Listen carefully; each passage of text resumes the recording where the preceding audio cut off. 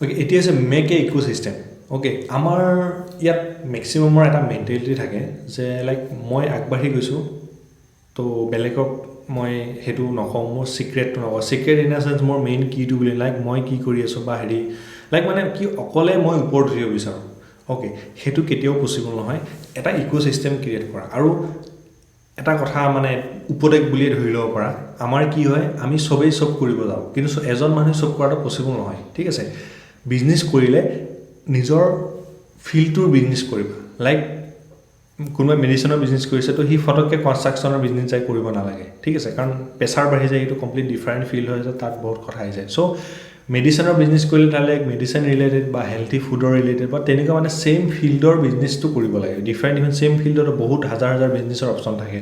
চ' নিজে যিটো অনলাইনৰ ক্ষেত্ৰত বা অফলাইনৰ ক্ষেত্ৰত নিজে যিটো কেটেগৰী চিলেক্ট কৰিছা, লাইক মানে এফিলিয়েট মাৰ্কেটিং বা যিয়ে নহওক, নিজে যিটো কেটেগৰী চিলেক্ট কৰিছা তো তাৰ চিমিলাৰ বিজনেছ কৰা ষ্টাৰ্ট কৰা আৰু বাকীবিলাকত কি কৰা, বেলেগ বেলেগ ফ্ৰেণ্ড বা বেলেগ বেলেগ মানুহ, আৰু যেতিয়া ফিল্ডখনত সোমাই যাবা তাতো নতুন মানুহ চিনাকি হ'ব, তো গোটেইখিনিক লগ লগাই ইক'ছিষ্টেম ক্ৰিয়েট কৰা। ঠিক আছে, লাইক মই এক্সাম্পল দি আছোঁ, এখন মানে কলেজৰ সন্মুখত, ঠিক আছে, কলেজৰ সন্মুখত লাইক এখন দোকান আছে যোনে জেৰক্স বা বহি চহি বেচে, এখন আছে যোনে ফাষ্ট ফুড বা ষ্টুডেণ্টৰ বেছিক ফুডবিলাক দিয়ে, এখন আছে যোনে ষ্টুডেণ্টৰ বেছিক লাইক ক্লথিং বস্তু ৰিলেটেড দিয়ে, এখন ইনষ্টিটিউশ্যন আছে যোনে ষ্টুডেণ্টৰ বাহিৰা যিখিনি নলেজ থাকে লাইক কম্পিউটাৰ বা বেছিক বস্তু তেনেকৈ দিয়ে।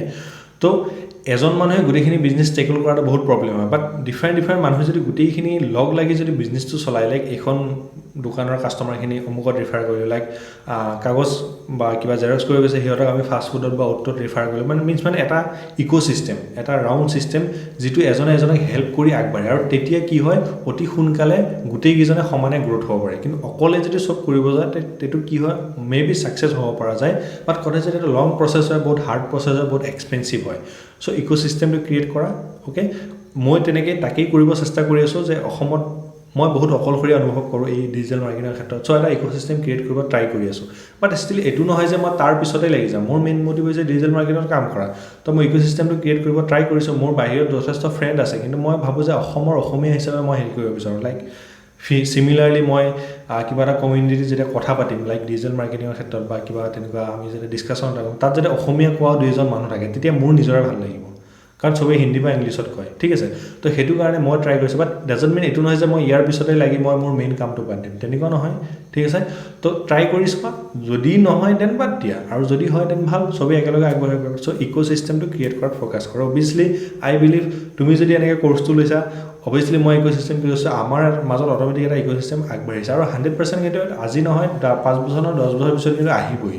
কিন্তু আমি যদি এতিয়াৰ পৰা কৰোঁ আমি ফাষ্ট মুভাৰ এডভান্টেজ ল'ব পাৰিম। ঠিক আছে, তো আইডিয়া হৈ গৈছে, তো আমি নেক্সট ভিডিঅ'লৈ যাওঁ।